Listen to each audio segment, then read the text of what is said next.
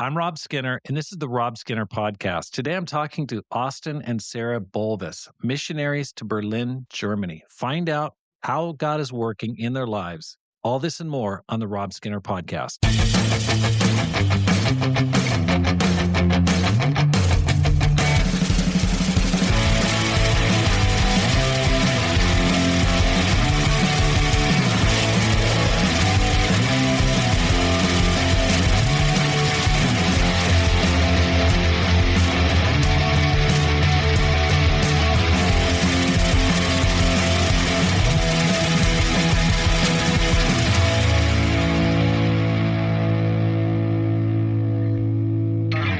Welcome back to the Rob Skinner Podcast. My goal is to inspire you to live a no-regrets life, make this life count, and multiply disciples, leaders, and churches. Austen and Sara, welcome back to the program. Thank Rob. you. Good to be back.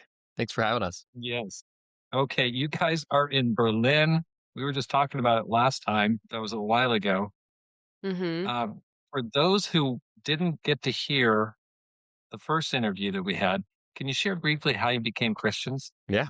I was born in Tokyo, Japan, actually, while my parents were just young, zealous disciples helping out with the mission team there. And then we moved around a lot, but landed in Seattle ultimately. And I became a disciple when I was 16 in the teen ministry there in the church. Yeah, and I was reached out to on campus. I was a freshman living at the University of Washington, and some brothers knocked on my dorm room door and invited me to a Bible talk, and I went, and I was like, whoa, people actually love God. This is crazy. I'd grown up in a kind of typical American Christian home where there's belief but not a lot of discipleship. And so I was pretty blown away, started studying the Bible, and yeah, I remember studying discipleship and just being like, that's not me. So how do I become that? And I was pretty hooked after that.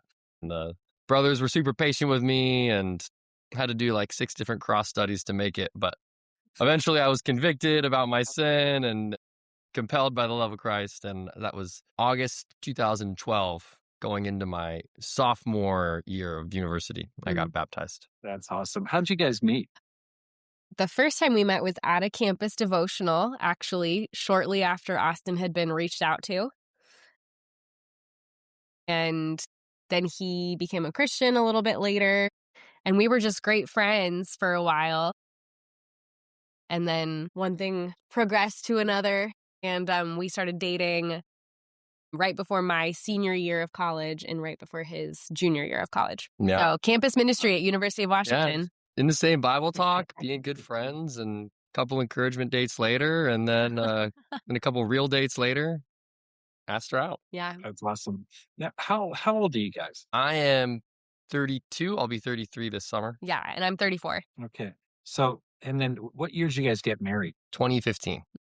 22. Okay, you guys been more than 10 years. Wow. Yeah, Yeah. coming up on 11 years. How many kids do you guys have? We have 3. 3 now.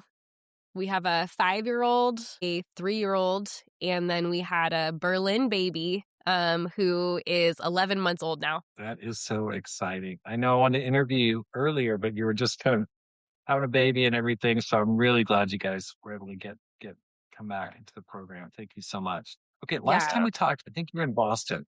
I think you were in Boston at the time. You were just talking about Germany. It was on the drawing board. But now you're there.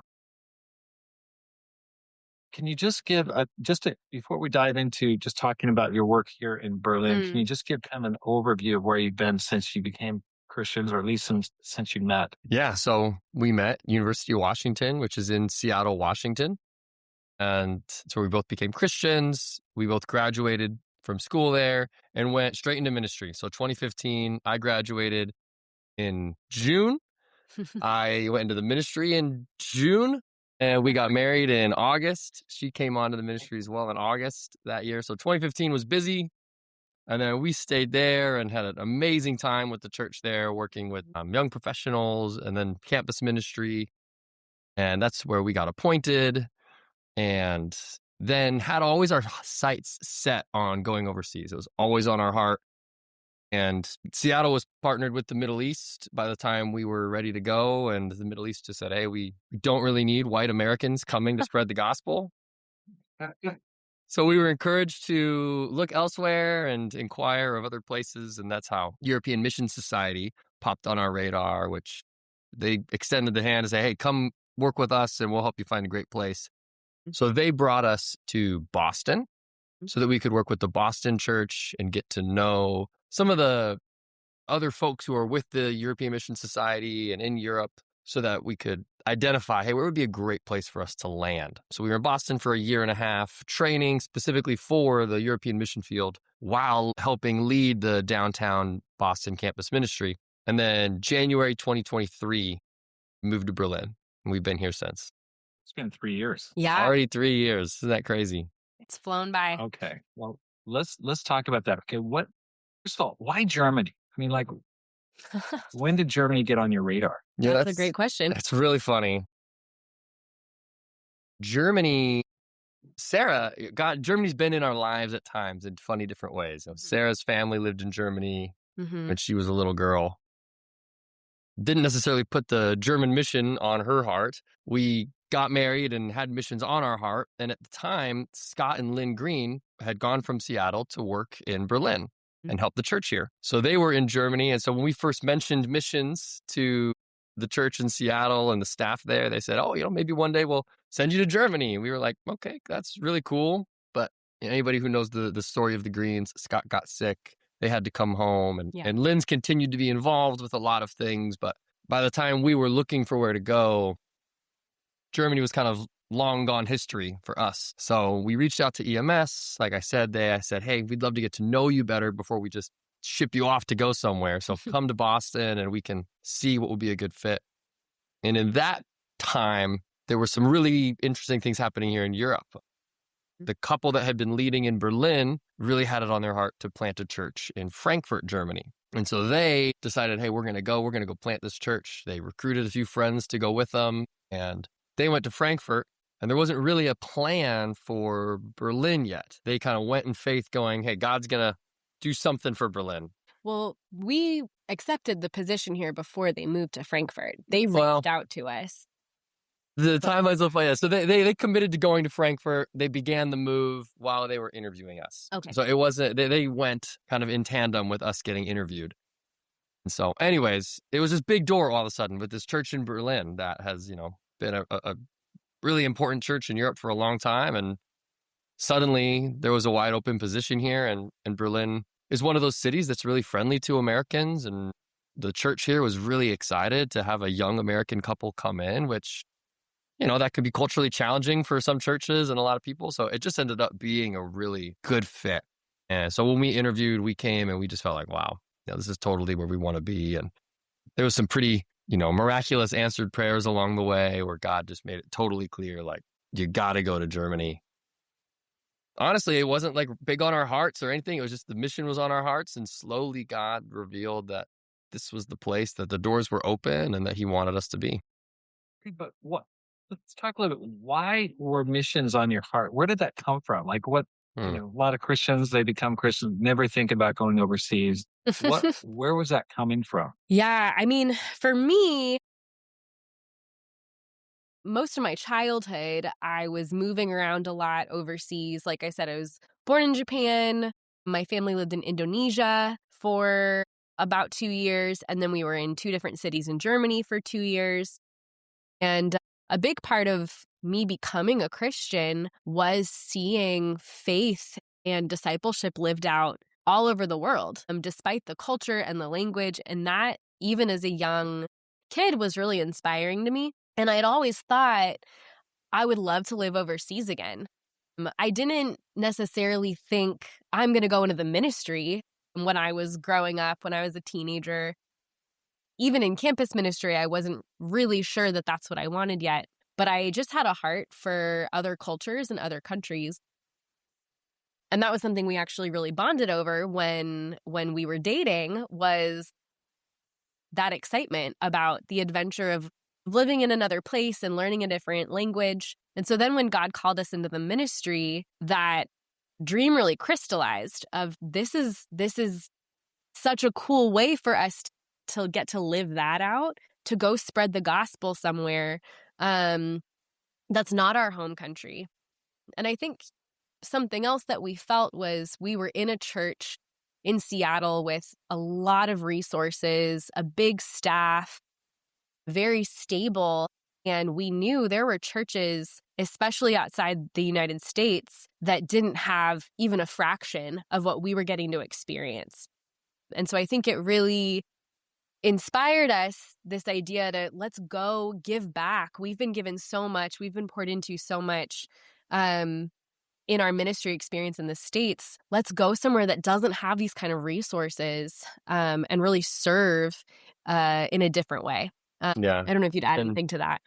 to some degree, maybe we just thought everybody wanted this. I remember, I just remember like getting baptized and seeing like the map on Disciples Today, where there's churches all over the world, and I remember just being like, I want to visit these places. Yeah. I want to go. Like, how cool that I can go around the world and visit people that will be my brothers and sisters. And it had always just been on my heart to travel and explore other cultures, and I'd always thought it'd be wonderful to live overseas and immerse myself in another culture at some point. And it was a heart of adventure. But then as a disciple, it was something so much more. It was like, Yeah. these are my brothers and sisters around the world that I can go and connect with. And then when we got into ministry, I mean, it was just like so much clearer. Well, now we're not just going to go and encourage. Now we potentially could go and really serve somewhere and make a difference for God. And so we just, I think maybe just naively thought, surely this is what everyone wants to do. Like, why would any young minister want anything other than to go live overseas and serve overseas? It's kind of the Instagram adventure, go overseas and be somewhere. Oh, And I love it. so I just thought everybody I wants this. absolutely love it. Oh, Yeah. I wish they did. I think that's awesome and inspiring, and I think that's fantastic. Okay, so let's dial it back to 3 years ago. Where was the church at when you landed in January of 2023? Can you give me uh, a snapshot? Size of the church, health of the church, what was going on in the church? How long had they been without leadership? Just kind of paint the picture of what you're walking into. Yeah. So we were given one picture and we walked into another. The couple that had been leading, yeah, right. It's always that way. But Yeah. the couple that had been leading, they're great. They're still great friends of ours. They're still leading in Germany, and we are really in touch with them. But they had left like permanently 6 months before, but they had been transitioning for almost 9 months at that point, maybe even 10 months. And so it was a long time with just lay leaders. And when you have people who aren't trained leaders, things come up and don't get dealt with, or things get messy. And so we came into a leadership team that was really excited to receive us and really welcoming. Yeah. But And instantly working really hard. But instantly we were just like, there's so many little dysfunctional things. There's so many inefficiencies and so many things that to us, it seems so obvious, like just do it this way. But they didn't necessarily always see it that way. And we felt sometimes kind of like, well, can we say that? We're the new guys. We're supposed to kind of be coming in with a really soft touch to learn the German culture. But there was this odd tension of like, we're trying to learn how you do things in your culture, but we've also spent at that point 7 years being trained how to do this job. And we're the only ones in the room who've spent years being trained how to do this job. And so that created a bit of a tension internally at times, where we just felt like how much to do, how much not to do. And that first 2 years was just figuring that out. And our leadership team went through tons of transition. On paper, the church was like about 145 when we took it over. It was very apparent right away. That's not an accurate number. I mean, at church, we're closer to 120. So where is everybody? The leadership team was, like I said, kind of not quite sure how to fully function, especially without somebody who was sort of a key leader. So Valder Koha, who you've had on the podcast before, he's served in Europe and served on leadership teams. So he came into Berlin, and he was definitely like big brother to us. We called him and said, hey, bro, like we need some help. We're trying to figure out this dynamic. You're a German. You've served in American churches. Could you come and help us as Americans serve in a German church? And I couldn't sing the praise of Valder enough, how much he did that first year. He visited us. Him and Irene visited us twice, I think, in that first year, and sat with our leadership team, sort of walked them through like this is what a functional leadership team should be. And this is why you need to maybe give the Bolveses a little bit more reign than you thought you would this early on. Like, can you really trust this young couple that you hired? To the praise of our leadership team, they did. They trusted us. Yeah, we felt like we were able to start figuring out what does it mean to lead a church in a leadership team, be an evangelist on a team. Because that's a very key identity to European leadership, is there's not somebody leading the church, but it's leadership teams and roles. And so we were trying to figure all that out at once. Now, I'm sounding very positive, but the truth is it continued to be messy. There were some members of our leadership team that felt like it was no longer for them to serve in that way. A few people that were wrestling with some serious theological issues and had to step out. A few people wrestling with some personal issues that had to step out. So we went from a really big leadership team to last year we ended up being just like 4 people. Yeah. So it's just a leadership couple D group. like with another couple. And so that was like in a different way, somewhat dysfunctional. We got along really great with that couple, and they're some of our best friends. But then we realized now we have a different problem. Now we're not trying to like reconstruct. We're actually just really rebuilding. So 2025 was a lot of rebuilding and going, okay, now we can actually make this what we want, make it something healthy for the church. And so really, yeah, last year was a lot of building that. Mm-hmm. What do we want leadership to look like in the Berlin church? What does the Berlin church need? What does the Berlin church want? What's our biblical conviction about how to build a leadership team? If we get to do it from the ground up, how are we going to do it? So, yeah. How's it going with the language? Austen has been preaching fully in German for 2 years now. 2 years now. He is leading all of our leadership team meetings, or at least Bible Talk leaders meetings, and our leadership team meeting last night, all in German. He's crushing it. I'm about to do my first full sermon for our Women's Day in German. I had a little less opportunity to practice that. It's a challenging language for sure. It's very different grammatically than English. Understanding is, I think we're both at a spot where that's a lot easier now. We can sit through something and understand what's going on. Speaking, especially in a casual conversation, is still really challenging. Yeah. It's close enough to English. You pick up on a lot of words. To get to a point of understanding is fairly quick, but then grammatically it's complex. What's nice about preaching is nowadays you can use AI and you can translate stuff and you can prepare it ahead of time. Even Bible studies, you always kind of know the topic. So that actually really helps. I think being in the church helps. And I can say that Germans are very excited about people speaking their language. So you can make tons of mistakes and they'll be like, hey man, thanks for trying, bro. So it was a really great place to learn a language. Germany, I think as a whole, that's probably true from what I know, and definitely in the church here.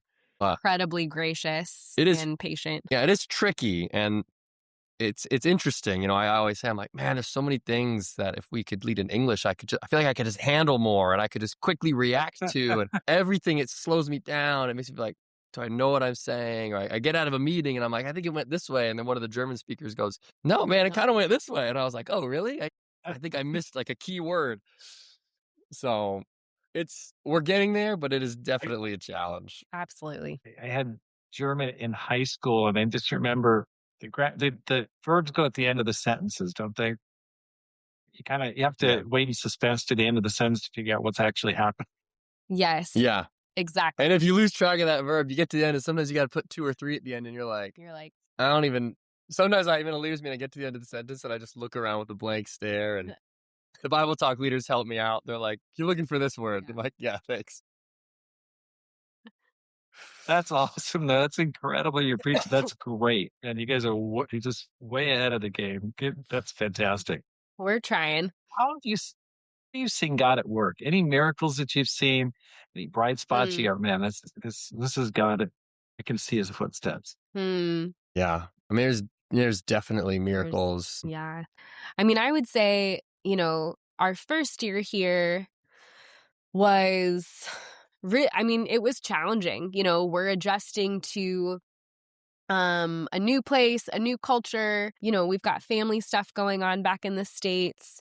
And we're trying to figure out, what direction do we even start going in? And so in 2013, we had 0 baptisms in the 2023. Berlin church. Is that what I said? 2023? 2023. Yeah. 2023, we had 0 baptisms in the church. And then in 2024, God just really started revealing a lot, exposing a lot of things. And that process wasn't always fun. He was revealing a lot of even areas of repentance in the church, in the leadership team, some things that we'd been trying to put our finger on that we just couldn't. And then God kind of blew the doors wide open on. And we just started getting a lot of input and really just dealing with things, trying to deal with things in a biblical way. And it was amazing because in the first 6 months of 2024, we saw 8 people get baptized. It's awesome. And Wow. finished that year with 10 conversions. We had 2 more people get restored in the church. And the difference between, the number of baptisms isn't the only indicator of health in a church or spiritual growth, but I think that showed us, okay, God is turning this into a place where it's safe for new souls to come in, and we're going in the right direction. We're doing the right things. And the difference between 2023 and 2024, it just built our faith so much, as we were sometimes just grinding it out and looking at each other going, what do we even do right now? That was a really faith building time, even through some challenges. And also, Rob, I know you spent some time as a missionary in Japan, so you can relate to this, but there's just such a cool thing about the miracle of somebody who's just never heard the gospel becoming a Christian. Yeah. We've been able to experience that multiple times. In fact, this morning I had a Bible study with a guy who grew up no exposure to Christianity, just none. And we're studying the Bible, and we're looking at like a sin list, and he's just seeing some of these things for the first time, going, "Oh, that's a sin." But this kid is hungry for God. He came to faith through kind of slowly studying the Bible at the beginning, and then you just see, like, once they accept, like, wait, Jesus is real and died on a cross. It's like, boom, this light turns on, and they're just like, anything in this book I will do if God is real. And it's just so cool to see that. And I think it's a huge blessing for us to be in a place that really the gospel hasn't been preached to a lot of people. Berlin, Germany is still a fairly Christian state, but Berlin was divided for a long time. And East Berlin, systematically, there was no Christianity. Yeah, And you completely still atheist. experience that here. And so we have people in the church here who grew up in East Berlin back when it was divided, before the wall came down, and they had no religious background. And we're interacting maybe kind of with the next generation of that, kids who were born to the parents raised in East Berlin. And so there's truly kids who we meet on campus who they've just like never seen a Bible. Yeah. And it's like, wow, we're in the Western world, and they've walked by churches 100 times, but they don't know a single story from the Bible. They don't know anything.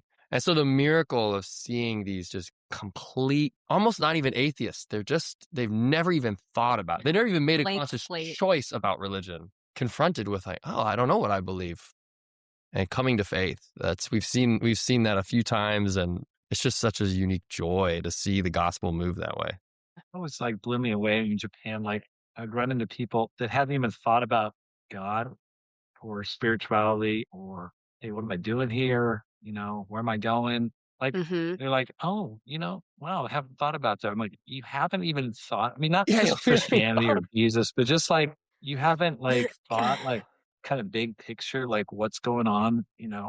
Just Mm-hmm. I would just be like amazed, like, wow, okay, this is different. I'm in a different country. What's Absolutely. yeah. ironic about Germany is it's got such an incredibly deep, famous, rich spiritual heritage. I mean, it's the home Mm-hmm. of Martin Luther. I mean, not all of them, but many of the famous theologians come straight out of Germany. You've got Dietrich Bonhoeffer. I mean, it's just kind of crazy. Anyway, I don't want to go off on a tangent.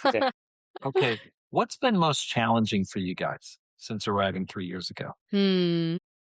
Probably very different answers for us. Yeah. For me, 6 weeks after we moved here, My dad was diagnosed with stage 4 metastatic cancer. And it was a complete shock to the system of my family.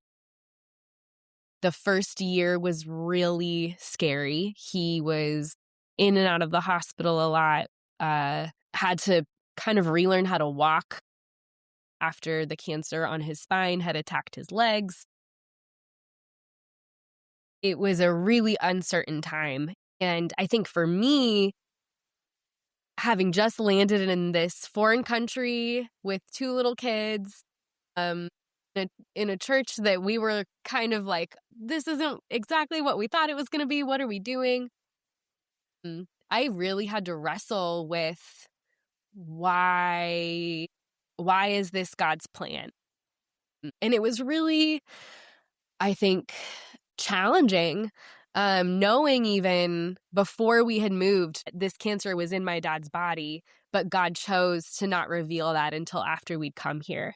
And I wrestled a lot with, should we even stay? Is this, am I a bad daughter if I choose to continue to live halfway around the world?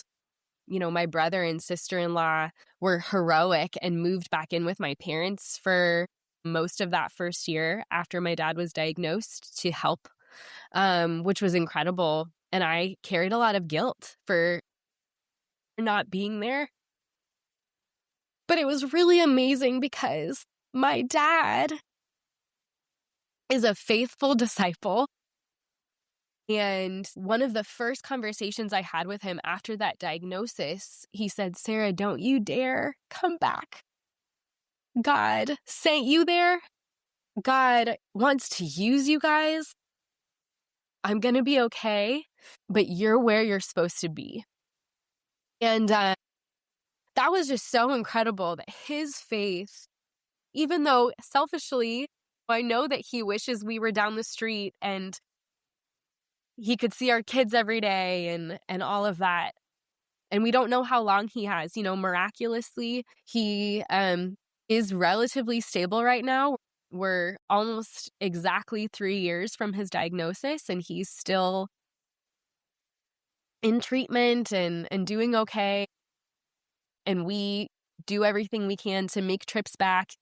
My mom and dad have been able to come visit us twice since we've been here. But that's something that has really, I think, defined in some ways our time here, is wrestling with our calling to be here and also how we continue to support and be present for what's happening back home in the States. And I think it's something I didn't expect to have to wrestle with in that way, but it's really deepened my reliance on God and my trust in how he takes care of things that just feel really out of our control. So that's what I would say has been the most challenging. Yeah. So that's been a huge challenge for the whole family, me included, and us navigating that. I don't feel the daily heaviness of that the way my wife does, of course. I think I feel more the daily heaviness of some of the ministry challenges more. And one of the big challenges moving was the language immediately. That was a challenge, and it still is at times, just feeling like, man, I feel like it's like playing a sport with like ankle weights on. Like if I could just, like a weight vest, like if I could just take this off, like I could do so much more.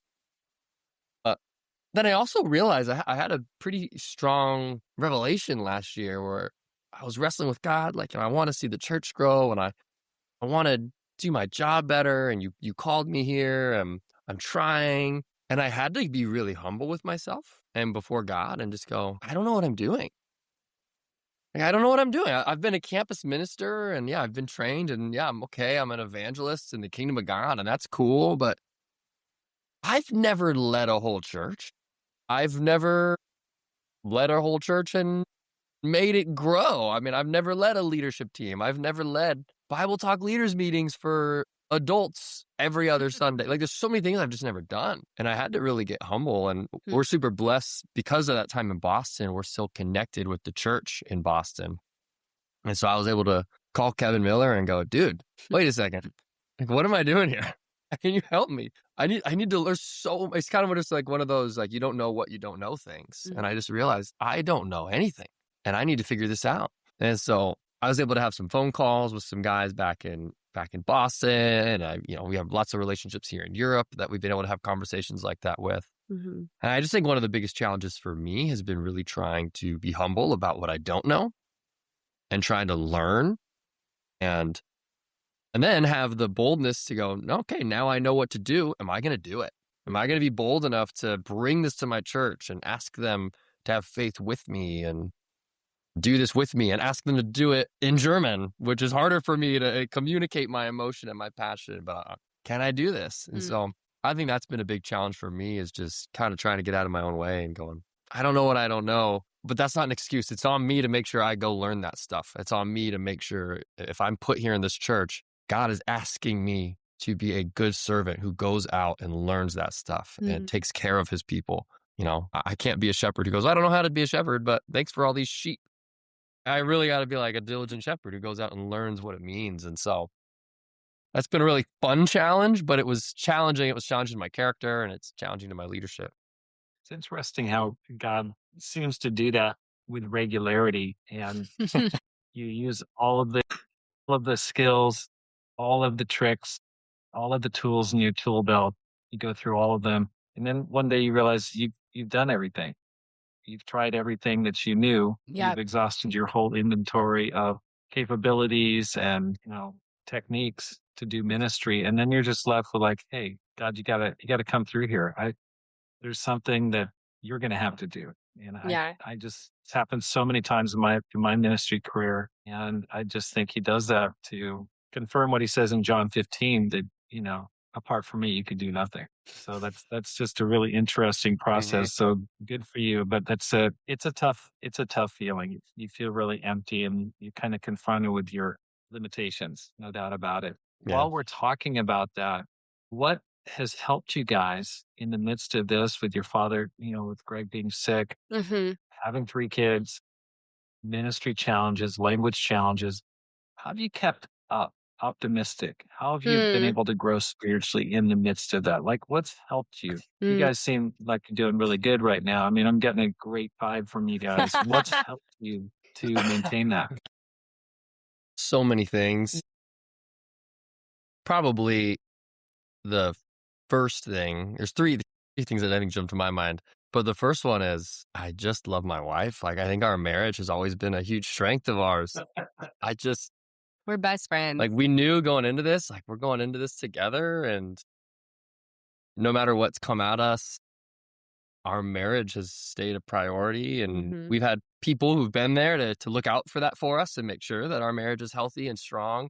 But I think I'm just so grateful for even those early years in Seattle that helped build that Yeah. foundation. The Whitakers who, first discipled us when we were dating, and then Darren and Carla Overstreet who did our pre-marriage counseling, and they were our disciplers our first year of marriage. I just feel like we have so much foundation, wisdom from her parents and her grandparents who, her grandfather and her father have both been elders in the church. And Yeah.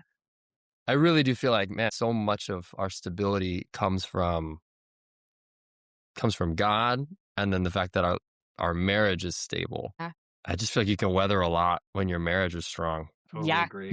I completely 100%. agree. Austin has been such a rock, um, for me and for our family. I've just seen him be so diligent in even learning how to lead a church, but then also really lead our family.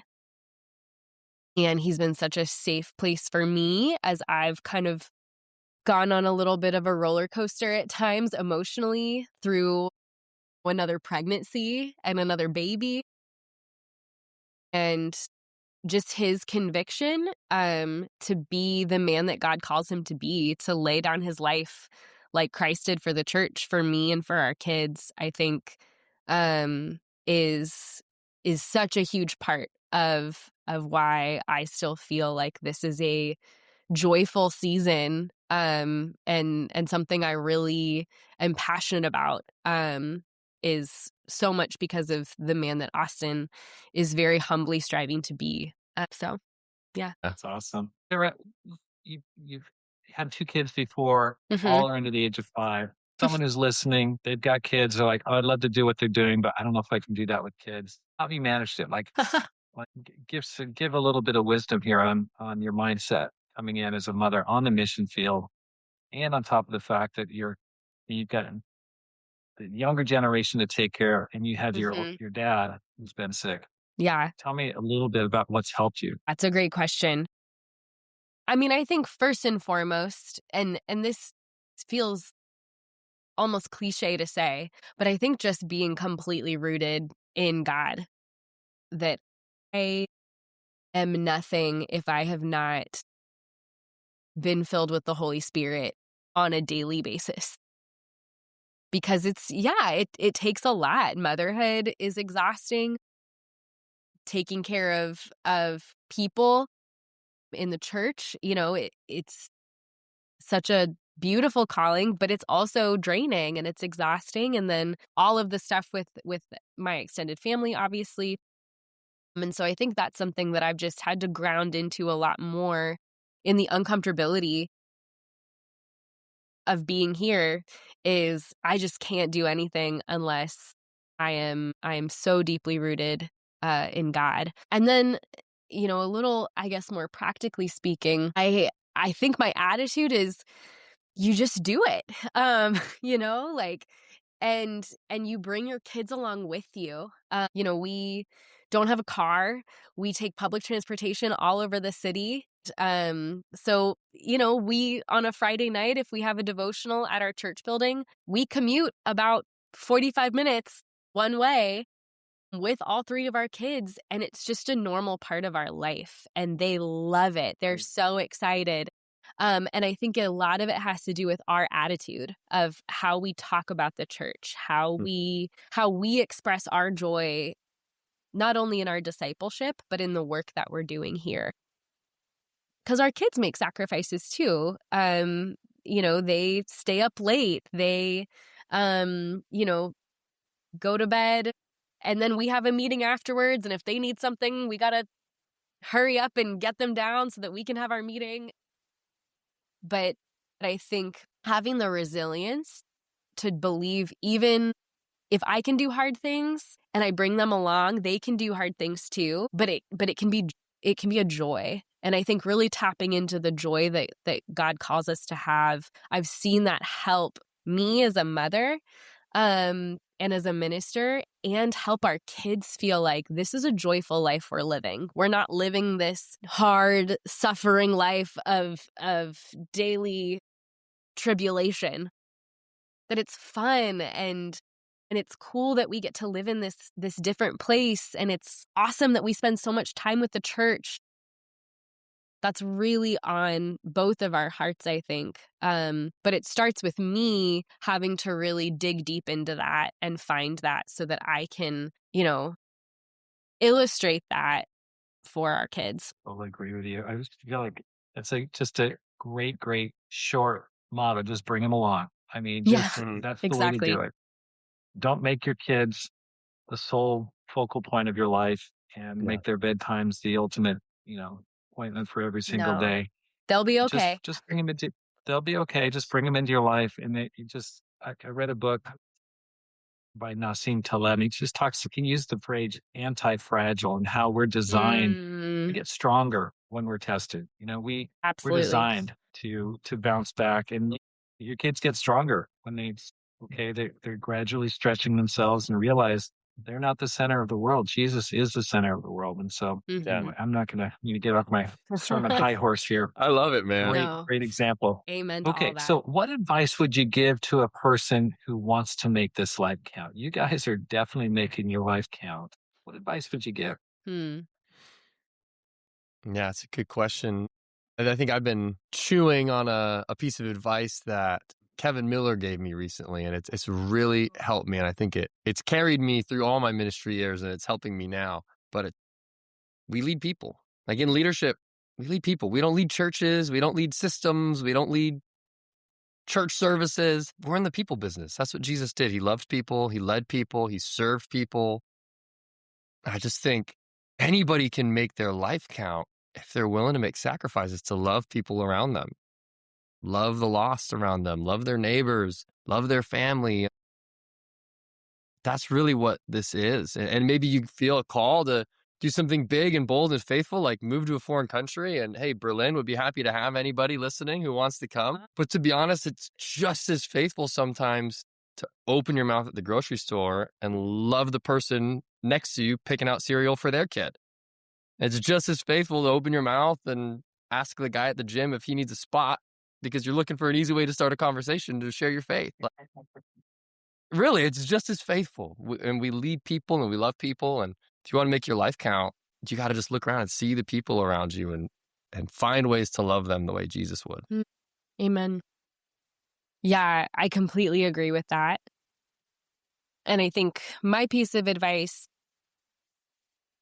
kind of in line with what I was just sharing, I think that our culture, our world has become so fixated on finding what's comfortable, and on creating boundaries in their life that really just protect them from discomfort.